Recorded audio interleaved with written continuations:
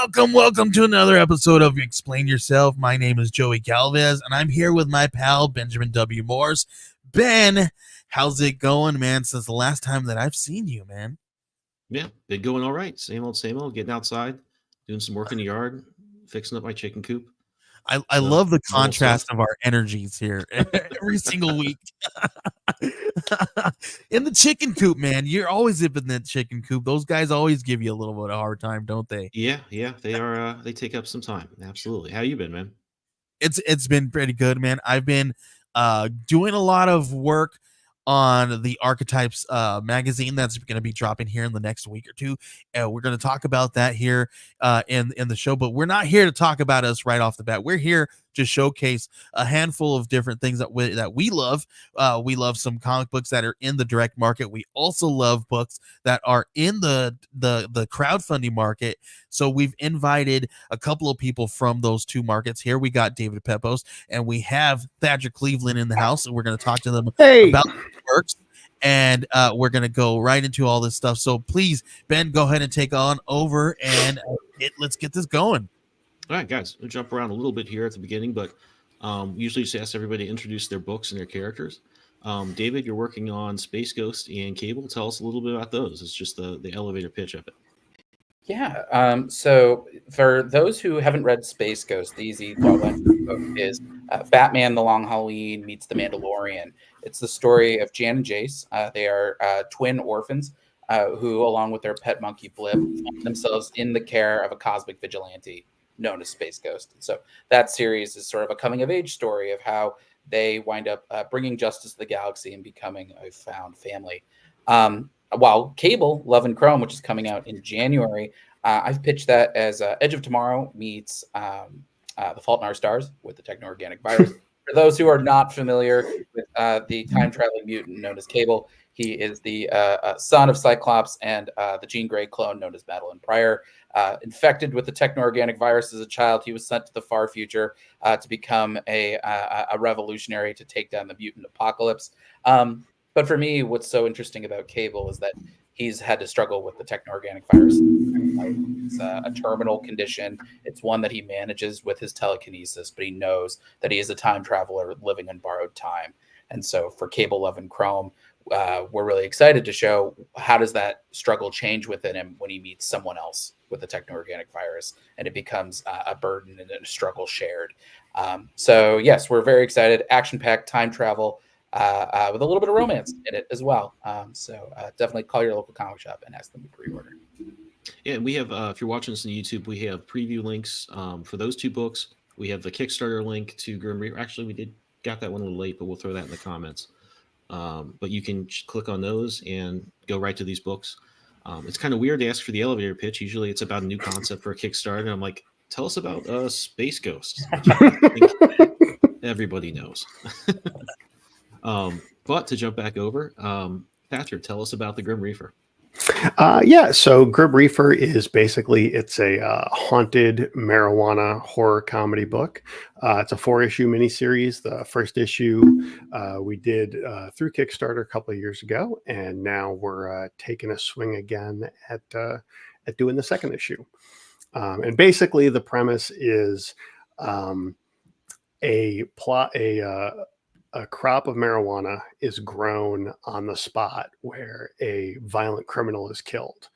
And anyone who smokes it gets possessed by his ghost, and then he uses their body to wreak what he feels is righteous vengeance. Because it's not righteous vengeance. He's, kind of a murdering douchebag. And his cousin Marty got dragged in on this, like, oh, I'll help you out, this one time. And, Marty is able to get away. The cops gun this guy down. So like he wants the cops dead. He wants Marty dead. And so it's up to those guys to kind of figure out what exactly is going on.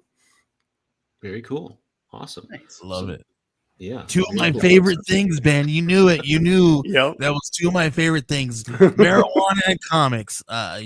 Seriously, and I don't think it's necessarily death or murderous rage.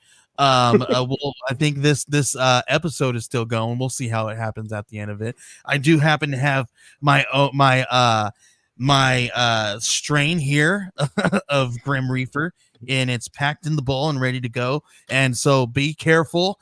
I may turn to murder at the end of this episode. We will see. You guys are all in the hot seat.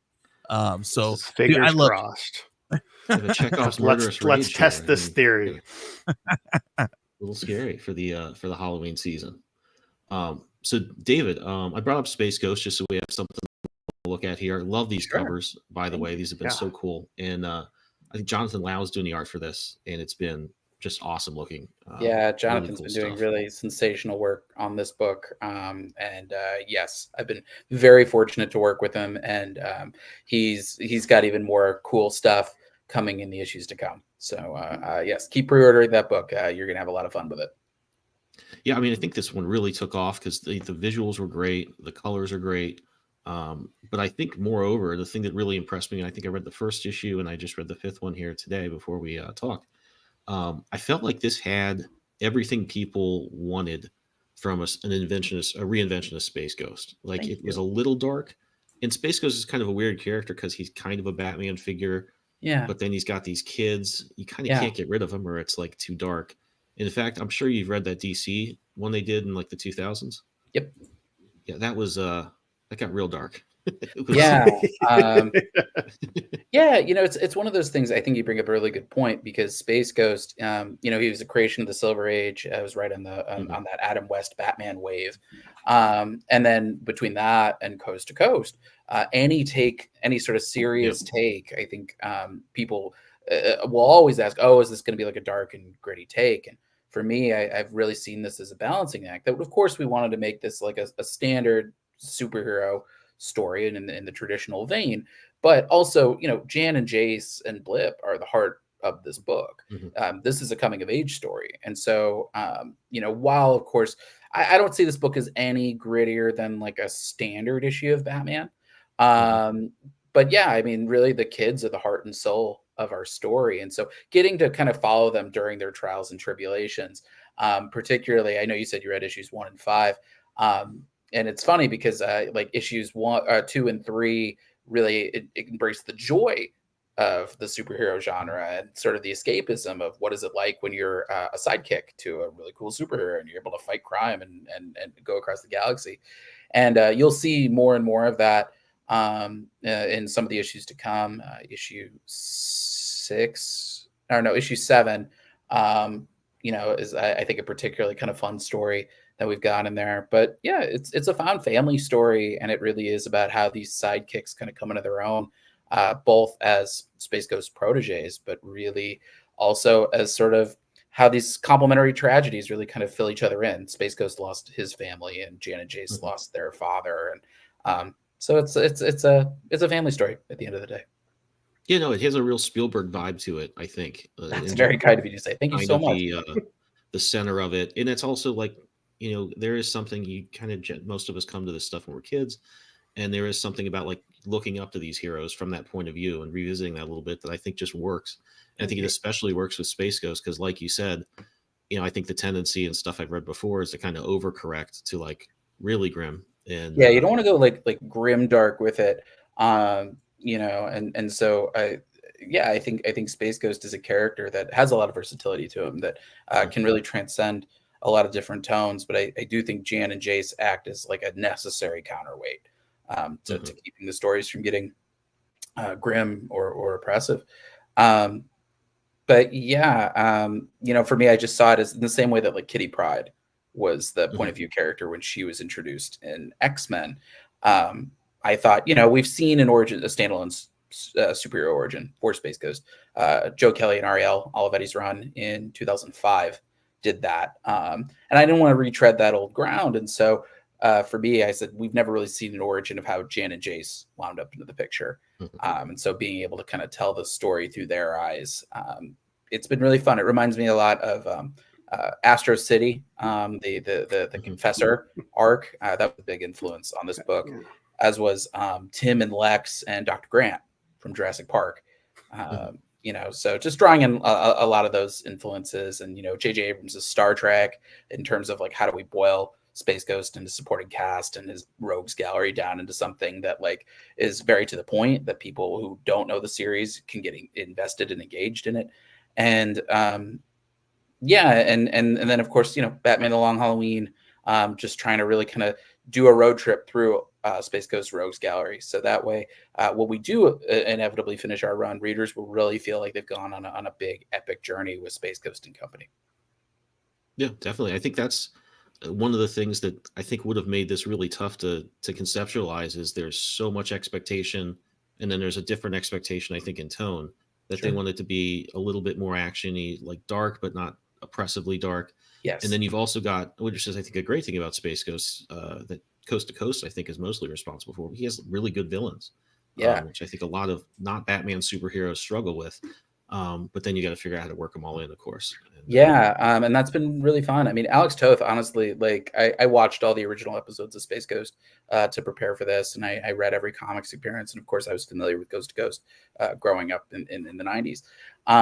But yeah, it was kind of as I watched those episodes, I was like, wow, there are a lot of bangers here.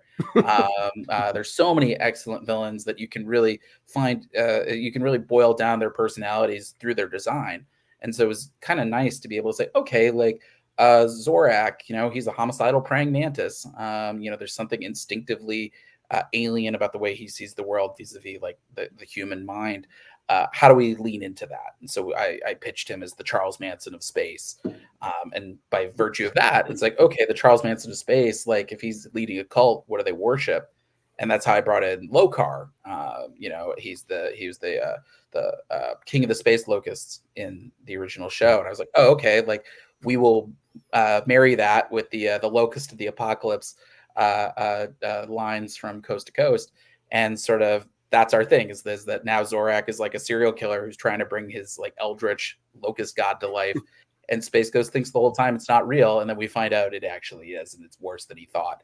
So being able to do stuff like that with the series has been a lot of fun. And by doing primarily done in one stories with the occasional two-parter thrown in, it's been nice. It keeps me from getting restless. It means that I can really kind of like flex all these different muscle groups.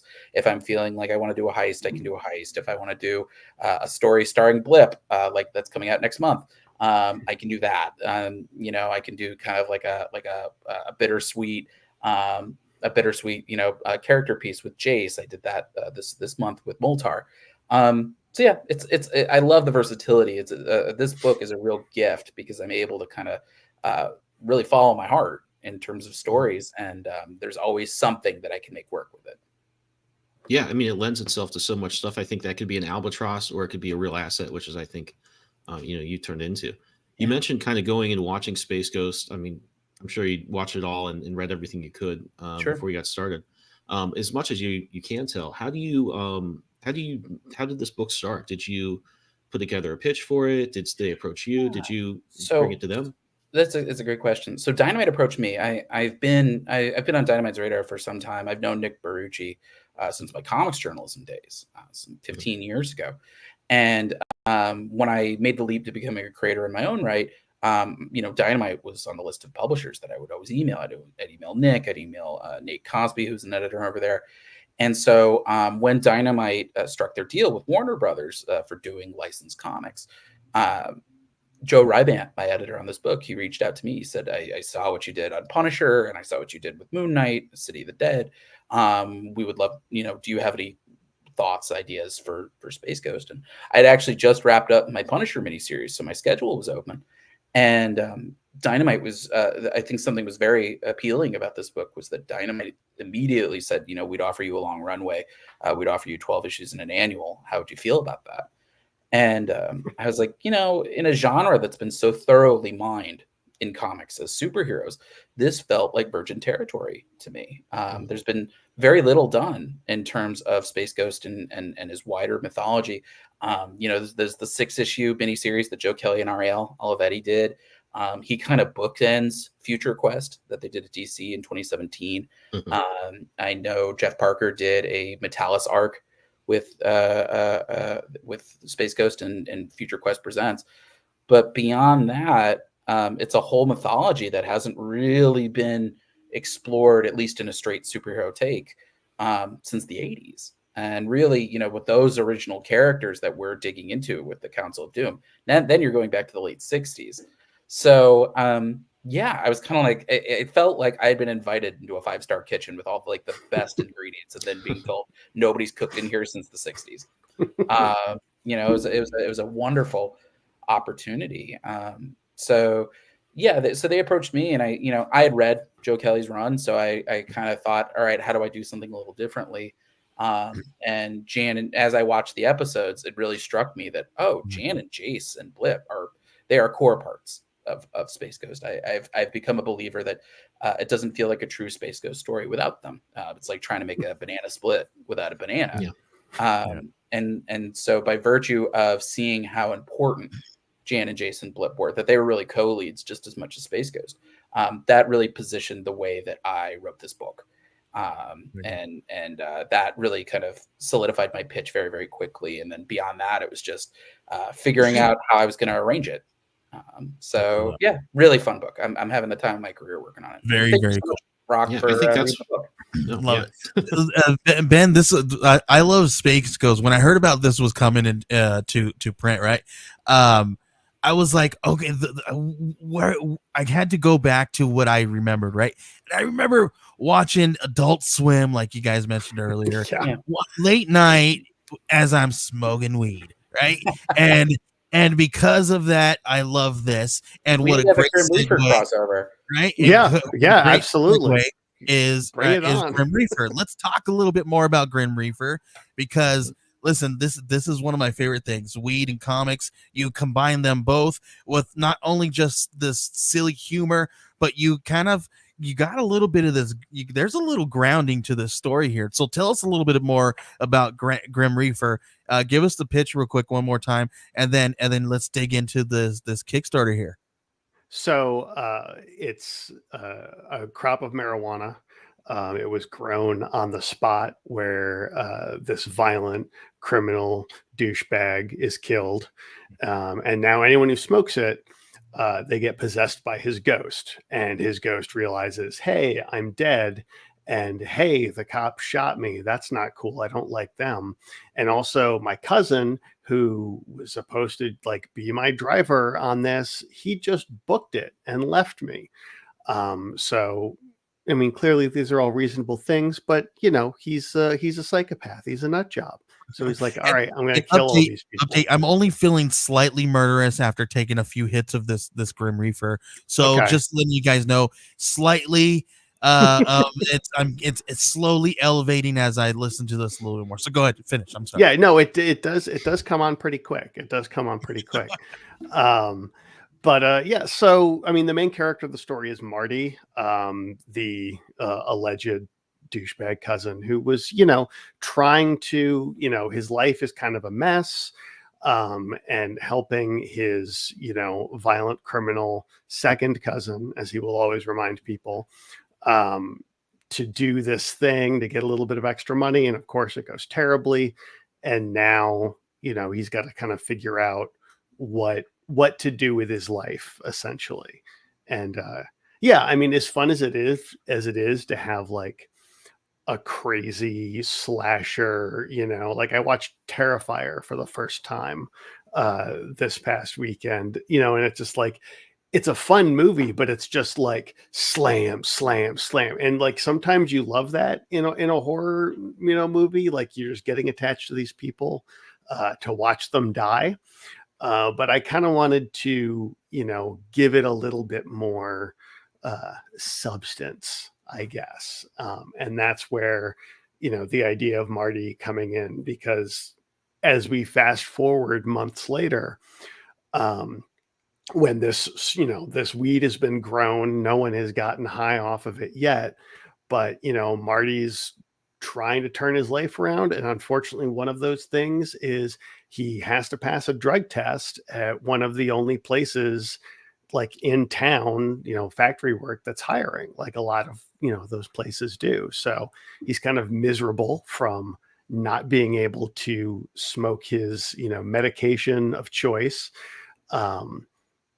So yeah, I mean, he's and then this comes along and makes his life that much worse.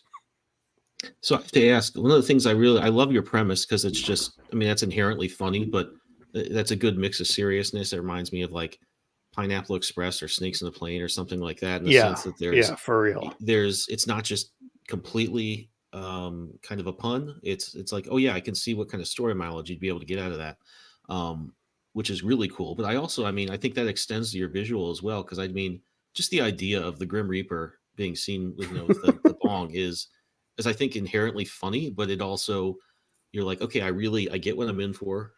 It's a clear concept, and I think it communicates your tone really well, while also giving you, I think, like it's obviously we've seen Grim Reaper all the time, and we're used to seeing the Scythe, but just that really tells such a story on its own.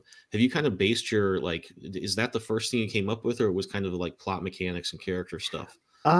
It was mostly kind of plot mechanics. A lot of it was, okay, you get high, and sometimes, and sometimes it's funny because at the time I did not smoke at all.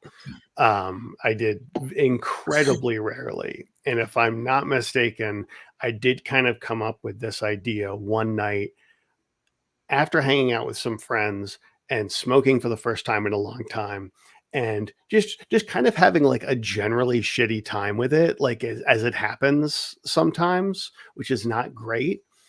But it got me thinking about, the whole sort of like altered states of consciousness and stuff like that. And it's just like, well, what if, it's almost like a Jekyll and Hyde kind of situation.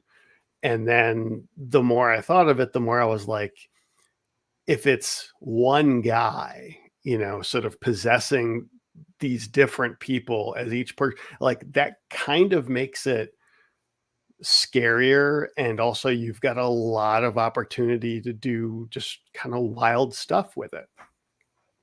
Yeah, that's very cool. I mean, I also like, I love these covers. They have such a, I think this reminds me a lot of a pulp cover. I can't mentally Yeah, quite put my finger on. it But I is think that's actually, good. yeah, that's the cover by Ray Dillon.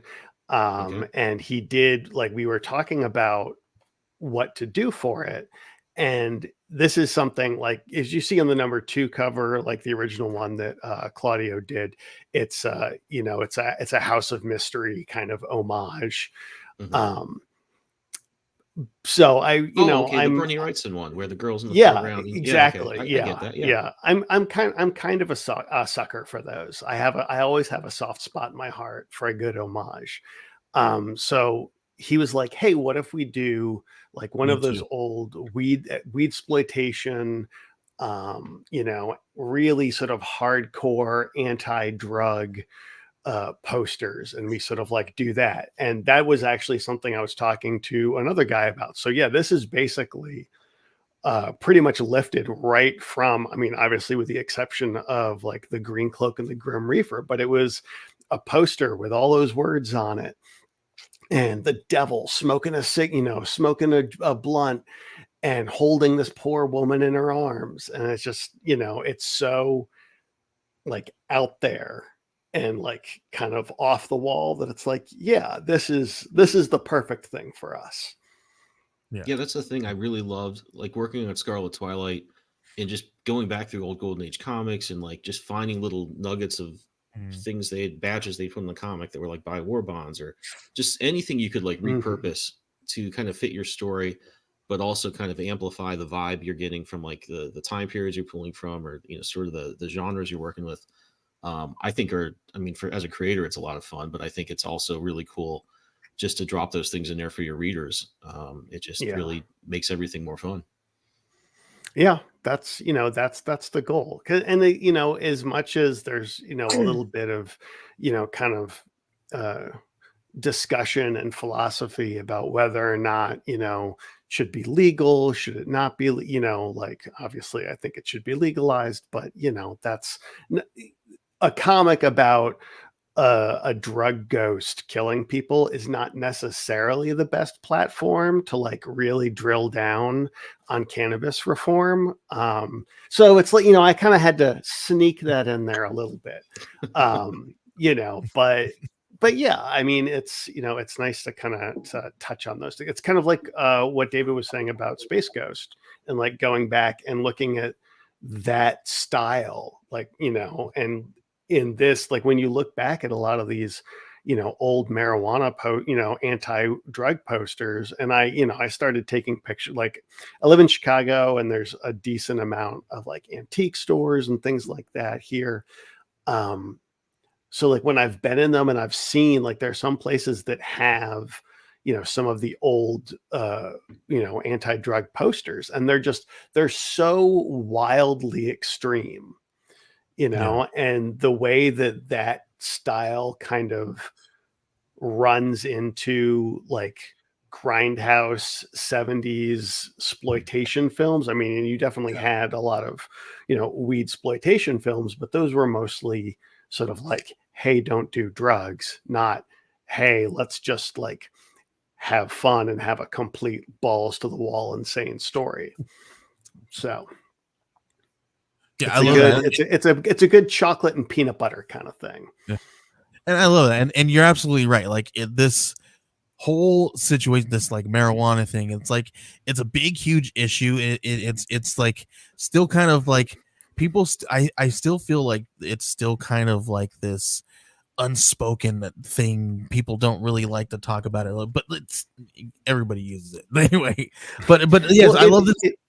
Even the artwork is great in this thing. I mean, go ahead. I'm sorry, I don't want to. Oh no, I was just gonna say, like, I have taught, like, you know, because again, like this, we did the Kickstarter for the first issue in, oh Jesus, 2021.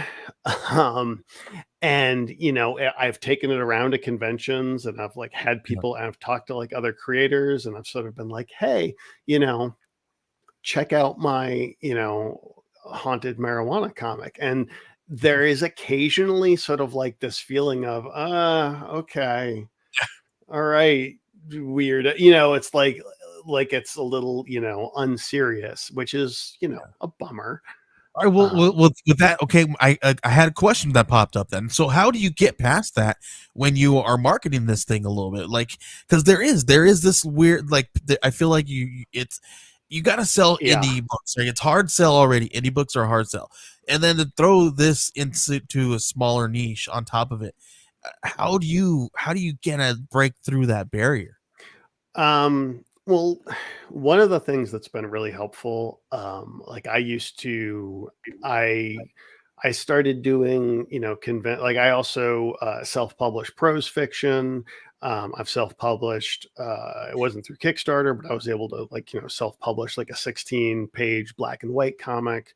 And I was in a couple of anthologies. So, you know, starting in 2016, I started doing, you know, the convention grind. And I'm sure, you know, David probably knows knows what I'm talking about too. You know, it's like you get out there. And so the fact that I had this first issue done, and I have been able to kind of like circulate it out there. I mean, I professionally, and kind of unfortunately, I come from a retail background, especially like a bookstore and comic book store background.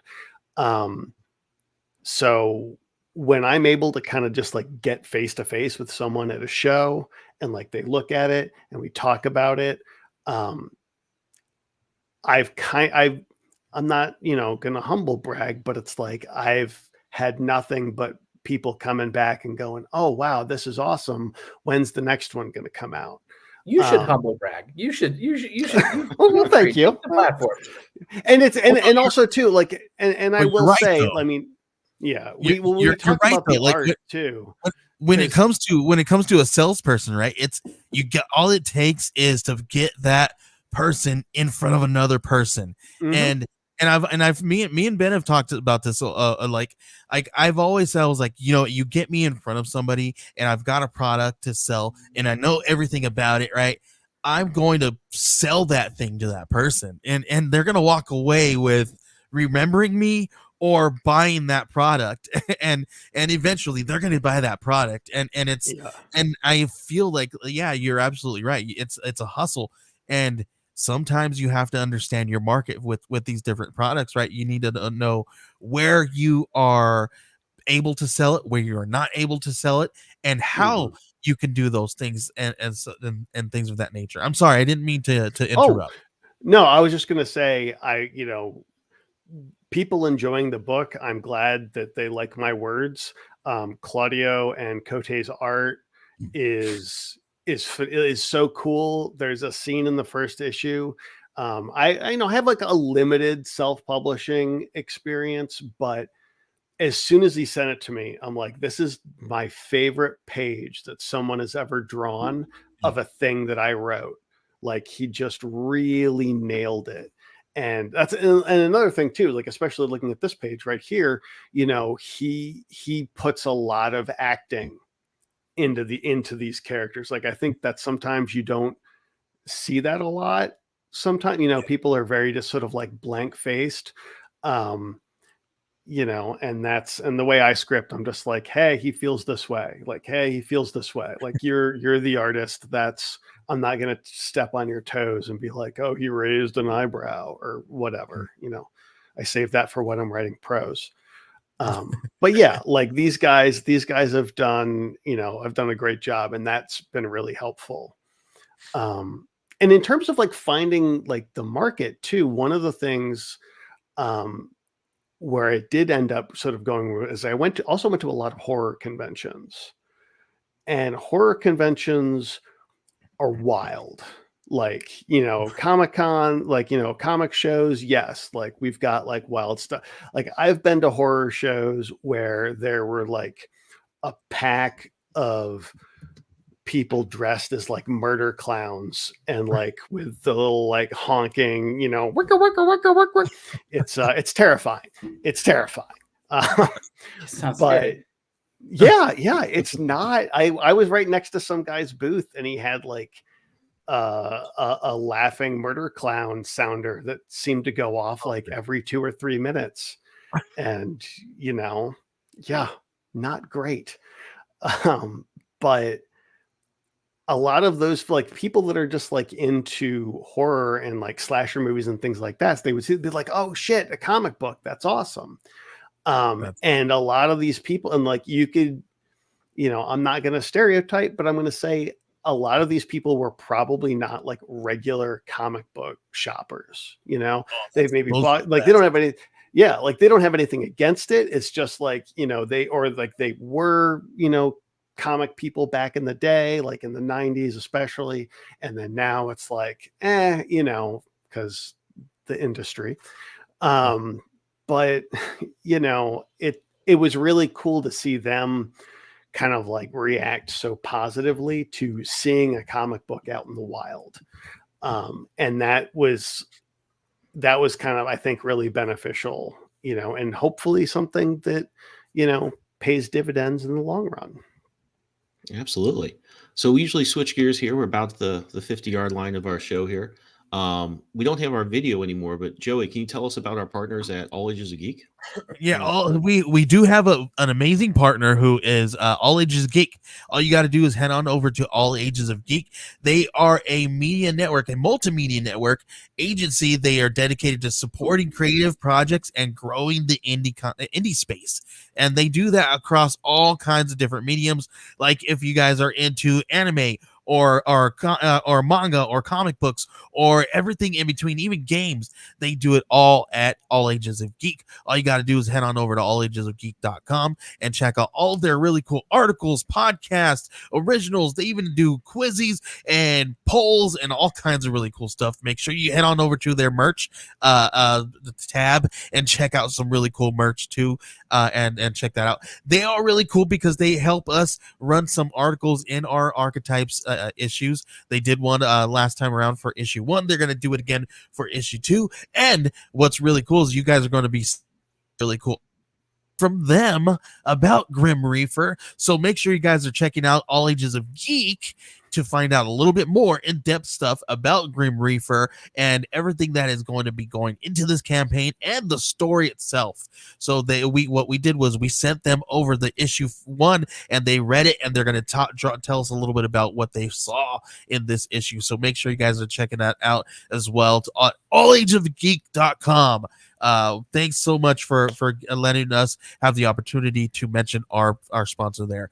Um, all that set aside, guys, this is amazing. And with that, what we do is with this part of the show, we talk a little bit about marketing and putting your stuff out there and how you market and all that different stuff. So since we usually just talk about Kickstarter stuff, I want to go to you, David, and talk a little bit about you, because this is a different kind of thing. We don't usually talk too much about the direct market. So Sure. I want to talk about what kind of things you do. And you've done the Kickstarter thing before. Yeah. So I want to know a little bit about how the two differ in your from your perspective. Sure. Well, I think in certain ways there's a lot of overlap. I think the difference is just sort of what your window and your pacing is looking like. I mean, I think promotion is a numbers game, and so I think it's very important to be out there as much as you can be, and that's why I'm always so grateful when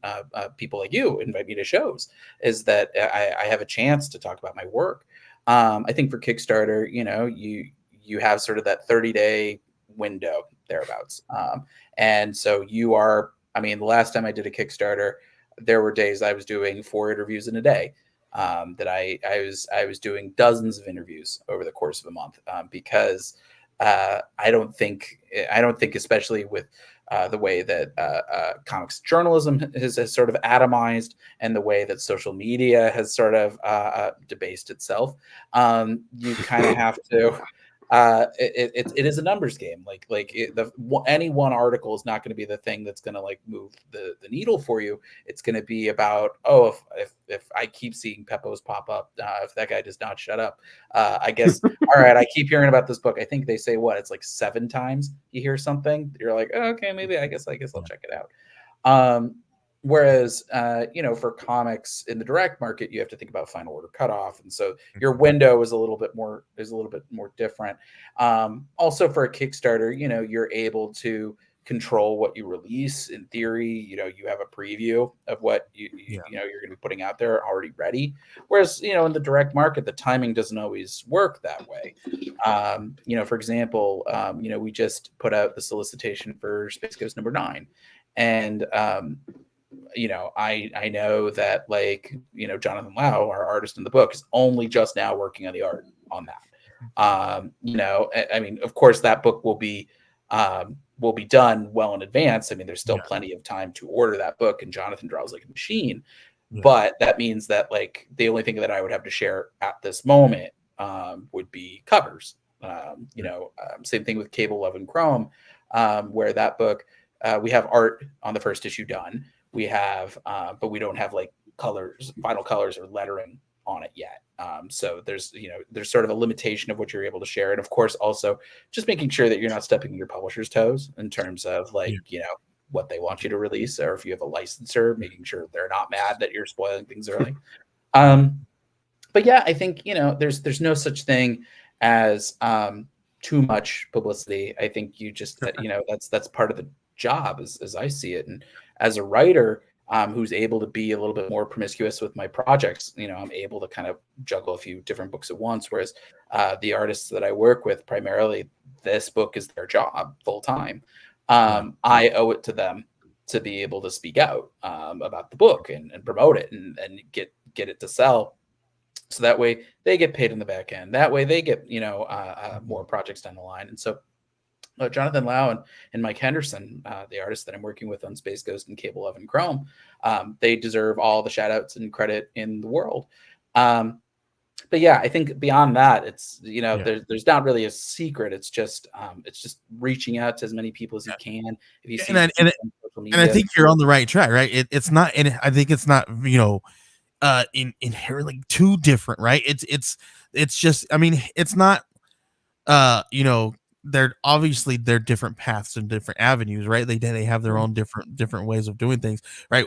I feel like the direct market, you're soliciting more to shops rather than individuals and people, right? Because now you're soliciting to a shop, you're trying to get the attention of the shop, you're also still trying to get the attention of the fan base, because the fan base in their local scene is going to tell the shop what they want and what they like, right? So there's different levels there. Go ahead. Yeah. Well, and I mean, I would not discount retailers as well. I mean, I think that is an important thing, that I always try to do outreach with retailers, and over the years, like I've built up a lot of relationships with a lot of retailers, and so when I'm able, if I have a book ahead of the final order cutoff, I'll send people a PDF. I'll send retailers an email saying, hey, like, I want you to be able to pre-order with confidence. It's not something I can do on every book, especially stuff that that's based on licensed IP. Sometimes there are certain hoops you have to jump through for all that. But even that is, I think, does that make a huge demonstrable difference? I'm not sure, but does it make a difference? I mean, if I can prove to retailers that I think I'm delivering a quality product, then that I think goes a long way. I mean, my opinion is that this career is not based on any one book. It's sort of a cumulative effect. And the only thing you can bring with you from project to project is your reputation. And so that's something that I try to keep in mind whenever I'm interacting with anyone who interfaces with my work, whether it's a reader or a retailer or a member of the press. Yeah, I was going to ask about that specifically, like reaching out to retailers. I kind of tried that with my Red 5 released both my books to the direct Mhm. market. Scarlet Twilight did pretty well, without really us doing much of anything. August, my other book, I was like trying to get the word out. I was sending out like 11 by 17 posters and like a little letter about my book to retailers, and like I just couldn't get anything going there. Sure. How did you develop those relationships with retailers? Was it like at cons? Was it like just Yeah. reaching out in cold calls? Yeah, cold calls. Honestly, I when my first book, Spencer and Locke, came out, I called hundreds of retailers. Mhm. I took a week off of work, and I woke up. I was living in California at the time. I still live in California, but I was waking up at 6 a.m. so I could call up the New York shops, as soon as they opened, and then I would call um, till at least 6 o'clock at night, maybe even a little later because the Hawaii shops were still open. And so I spent over a week just calling, and just introduce myself and say, hey, is there a good email address that I could send stuff to? And if they seemed receptive, I would say, hey, I've got this book, Spencer and Locke, and in previews, it's What If Calvin and Hobbes Grew Up in Sin City. I'm happy to send you. I'd love to send you a PDF. And my list is certainly evolved and changed a bunch over the years. And unfortunately, there have been shops that have closed down, and there have been shops that have opened, fortunately. But yeah, I mean, it's something that like took me years to develop, Yeah. and a lot of I hard think work. I think you Uh, touched on something there, right? Even if it's, I feel like, if you give away a PDF, what is that gonna hurt? At least one person who's gonna really love it, and they could be the biggest voice yeah, and win at least one person over, right? yeah, And if exactly. not one person over, you got two people now, right? Well, Because if it changes, if it means the difference between, them ordering a copy of your book versus two or three copies of your book, you've just doubled or tripled Mhm. your sales there. you reach, yeah, And I think the tricky thing, and this is the case, I think, in everything in this industry, is there's never a silver bullet. It's never. I think the idea of an overnight success is inaccurate. I think, of course, every once in a blue moon, you'll have something that'll really take off. But even that, I think the public perception of what it means to take off versus like what are the nuts and bolts sales finances of it all, yeah, I think are very different animals. I think, like I said, it's the long game. It's okay. yeah, Like if I have an indie book, if I can make that sell a little more than what it would have without my intervention, and I can get, I can build up that base of retailers and fans and press who say, hey, I really like that thing. yeah, Good. That builds on to the next thing, and that builds on to the next thing, and so on and so forth. And it's never a linear thing. I think that's the other misconception about the industry is just like, okay, I did a book and it succeeded. Well, the next thing's going to succeed twice as much, and you can't control that. Sometimes you'll have a project that, I for example, I did a book called Going to the Chapel right after my first book, Dunster and Locke. And I really loved that book, but that was direct market counter programming. That did not have the big, that didn't have nearly as big of appeal as What If Calvin and Hobbes Grew Up in Sin City. But that book, to me, I still saw it as a victory because that established that I had range. And that sort of people who thought, oh, this guy might be a one-trick pony with this one book, they saw I could do more. So, success comes in a lot of different ways, and it never comes linearly. And sometimes you put out a book and just it won't connect. And that's just, if you're at this long enough, that's just averages, all your favorite writers have probably had a book that didn't connect at some point in your career. And all you can do is take as many swings as you can to make sure your batting average feels in a place that you feel good with. So yeah, it's a career. It's not one book. It's not 1 year. It's just, how do you keep building over the long haul? What's 5 years look like for you? What's 10 years look like for you? You stick in it long enough, and you'll get ahead. That's what I'm counting on. Absolutely. So Thatcher, because I've. Oh, go ahead. Yeah, no, go ahead, Matt. No, I was going to say that, like, I've been plugging away at this for, well over 10 years at this point. And, I don't have a lot of sort of like content to show from that. I mean, I feel like Grim, because it's like I'm not smart enough to just stick to one medium. So it's like I got 1 foot over here in prose fiction and I got 1 foot over here in comics.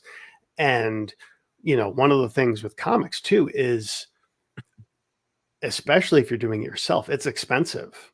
Yes. And I, perfectly frank, I am, not someone who comes from money. And I am someone who, like I had my first kid when I was 20, and I don't know why I said my first kid. It's my only kid, and that's my story, and I'm sticking to it. But no, like she was born, when I was 20. So it's like I spent a lot of my early adulthood doing adult crap, and now that she's grown, and so like there just weren't a lot of opportunities for, and it's, I think a lot of people, have a story like that. And I'm lucky that I now have a partner that is able to provide like security for us as, as a couple, and 2 very spoiled dogs and this cat who won't leave me alone. But yeah, like it's so, and you just have to keep plugging. Like I went through a lot of dark years. Like the pandemic, I quit my full-time job to do this full-time in 2019, like mid 2019. And after having been at the convention circuit for so long, I really felt like I had a handle on that. And two things happened. One, I was focused too much on pushing sales than I was thinking about how to be a better writer. And the second was COVID.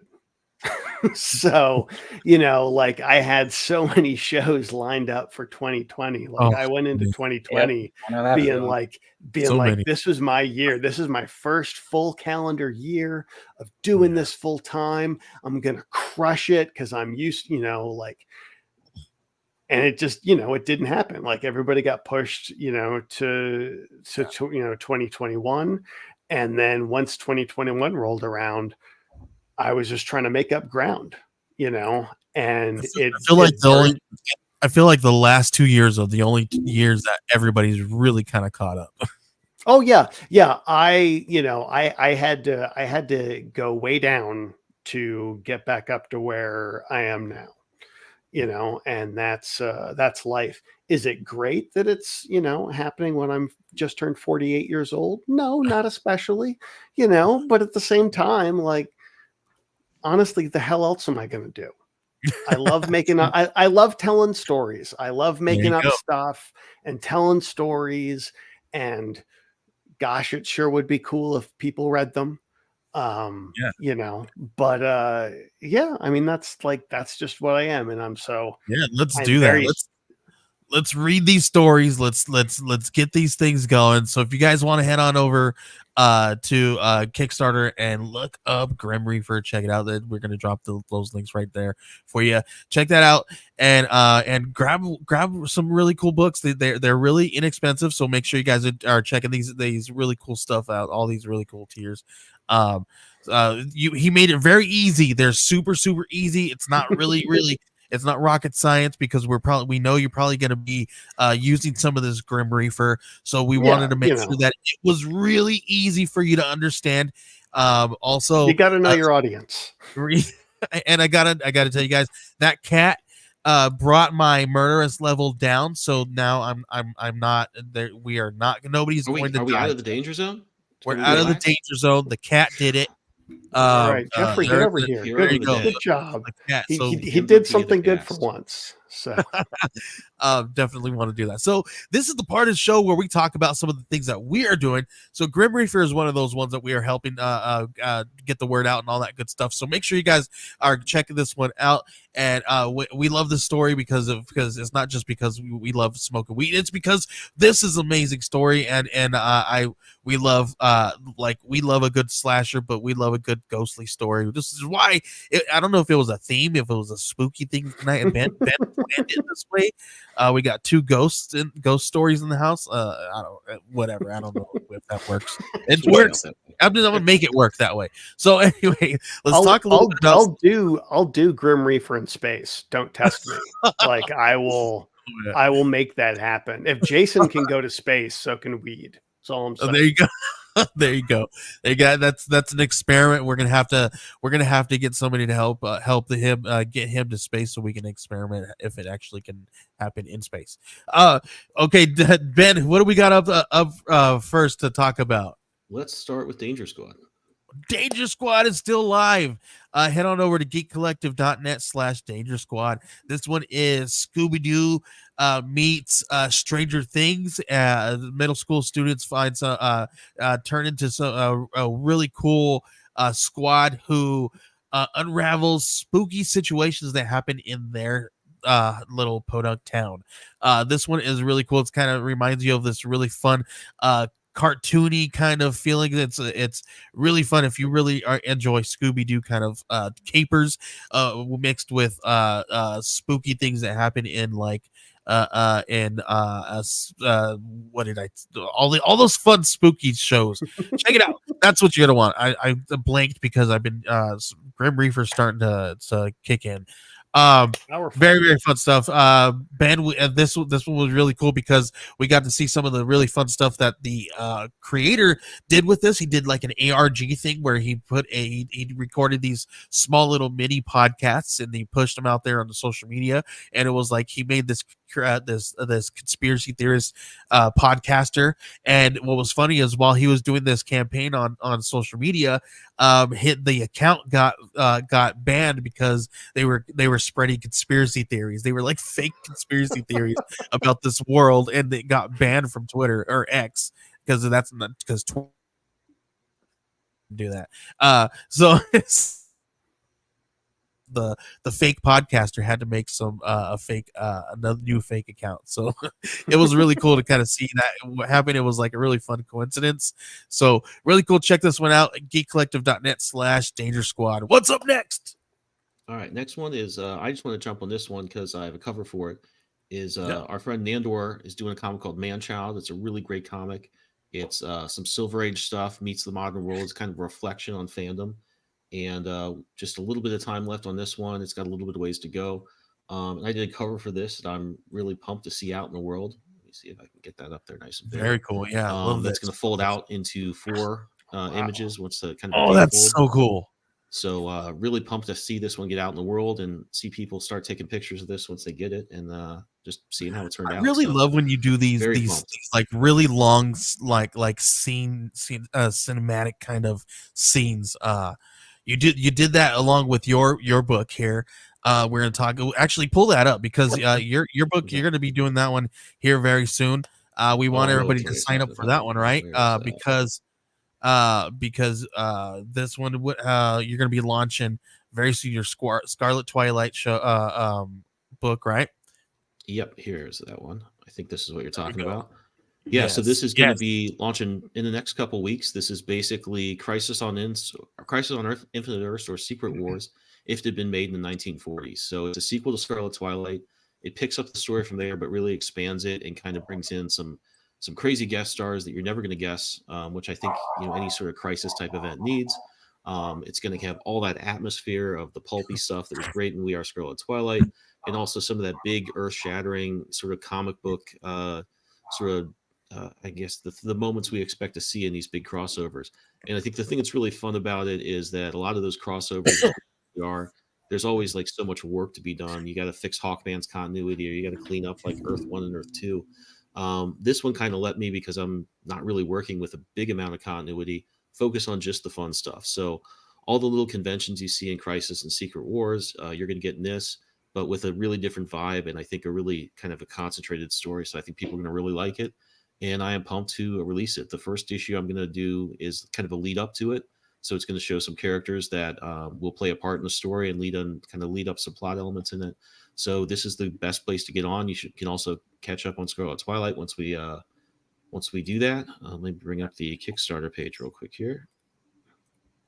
Yeah, and what's very cool, we're going to talk about archetypes here in a second, but you get to see a little piece of the story for in Scarlet Twilight in Archetypes issue 1. So we're going to talk about that here a little bit more. You guys are going to be able to grab that from our Kickstarter launching here next week as well. Let me bring that up. Let's talk about that a little bit. Sure.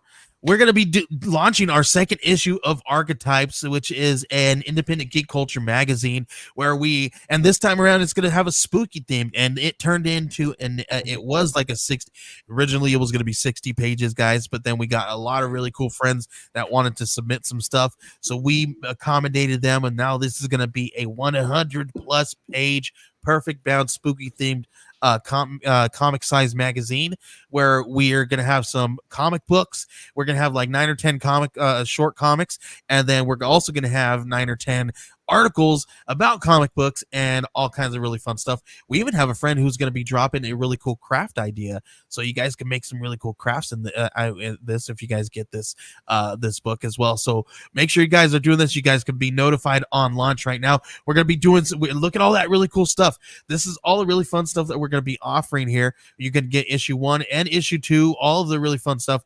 We're also offering tarot cards, and what's cool about that, you're going to get a free tarot card if you choose the tarot card tier, but you're going to get a tarot reading during that one as well, because it's spooky season. Why not?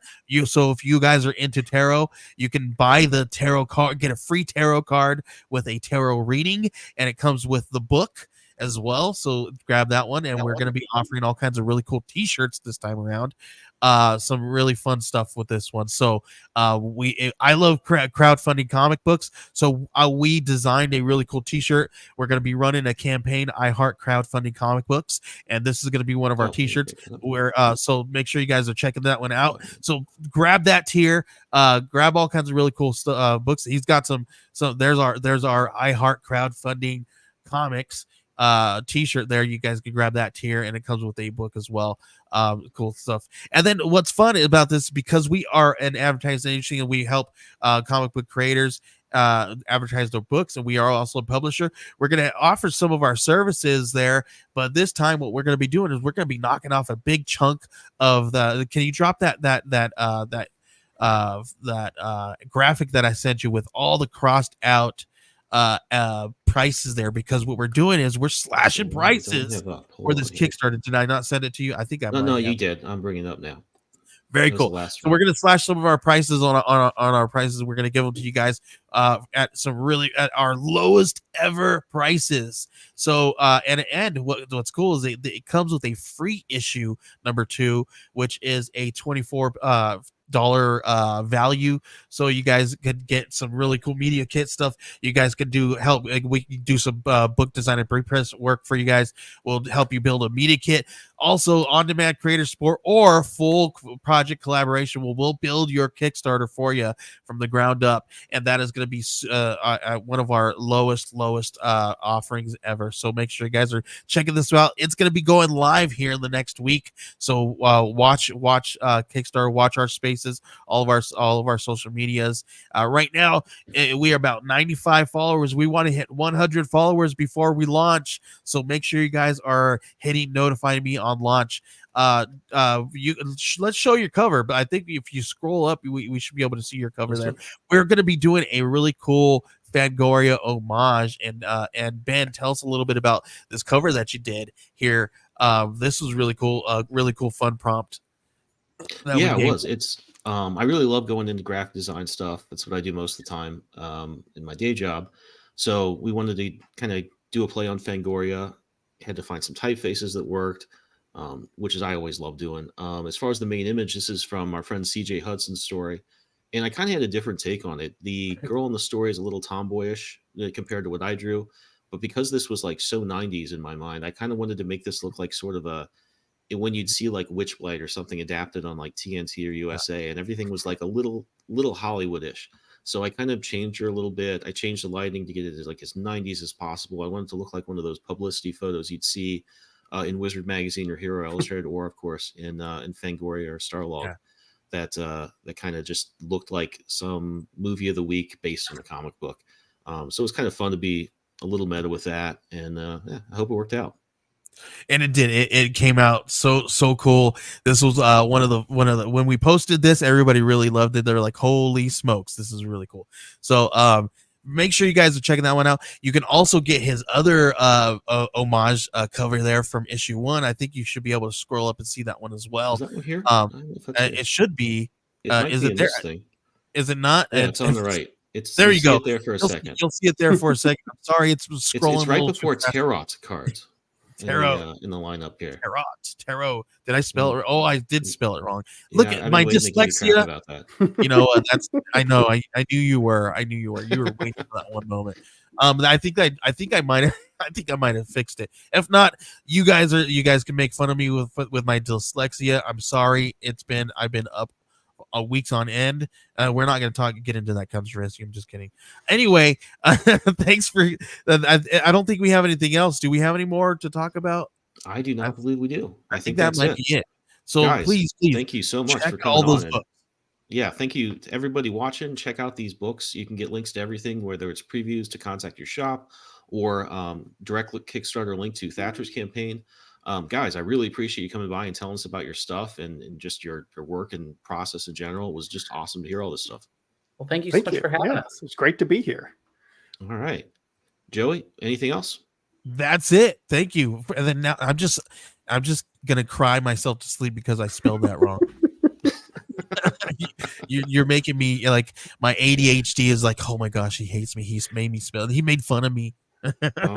No, we're good. Is the urge to kill rising from the Grim Reaper? Did I bring it back?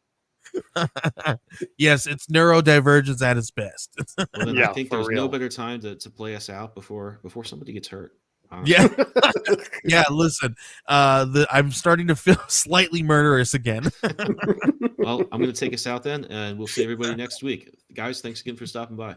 Yeah, thanks.